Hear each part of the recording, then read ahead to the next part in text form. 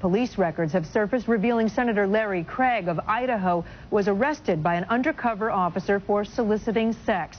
A short while ago, Craig was adamant in a news conference denying the accusations. He says the only thing he did wrong was to plead guilty in the hopes the incident would go away. It has not. ABC's David Curley joins us from Washington. David? Kate, Senator Craig tried so hard to make it go away. He never told his family, not even an attorney, that he had been arrested and then pled guilty to a crime. And tonight, no indication from the senator that he will resign.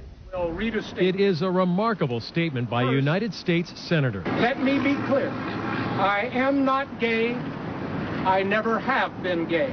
Larry Craig repeated that 3 times as he tried to explain his arrest in a lewd conduct sting and guilty plea to disorderly conduct charges. It was June. A Minneapolis airport police sergeant investigating complaints of sexual activity in a men's bathroom entered a stall. Sergeant Dave Karsnia says the senator entered the stall next to him and tapped his foot, a signal, the officer says, of those wishing to engage in lewd conduct. Craig was arrested. He was back a week later demanding to know about his case before entering that guilty plea this month, all without using an attorney. While I was not involved in any inappropriate conduct at the Minneapolis airport or anywhere else, I chose to plead guilty to a lesser charge in hopes of making it go away. Craig says he tried to make it all go away because of an investigation by his hometown newspaper.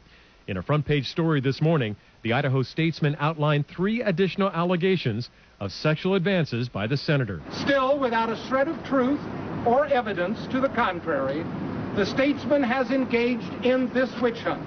Until last night, Craig represented the Mitt Romney presidential campaign in Idaho. Tonight, Romney went out of his way to distance himself from Craig. We've seen disappointment in the White House. We've seen it in the Senate. We've seen it in Congress. And frankly, it's disgusting. The 3-term senator will have trouble if he returns to Washington. Late today, his colleagues called for an ethics investigation. The fact that the Senate Republican leadership has responded to this means that they are taking it seriously, which means it won't go away. Tonight, Senator Craig has hired an attorney in his attempt now to battle his guilty conviction, a plea he signed willingly weeks ago. Craig is up for re-election next year. He has not said if he will seek another term. Kate? David Curley in Washington, thank you. Our chief Washington correspondent, George Stephanopoulos, is here with me.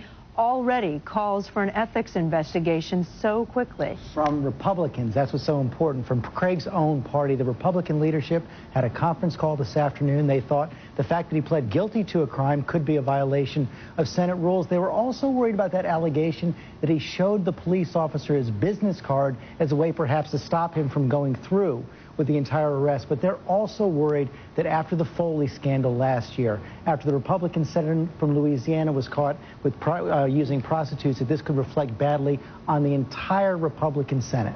David said he hasn't said yet whether he will run for re-election. What's in the future? He said he's going to decide in a month. What every Republican in Washington is hoping is that he'll decide not to run again. Idaho is one of the reddest of red states. It's a Republican state.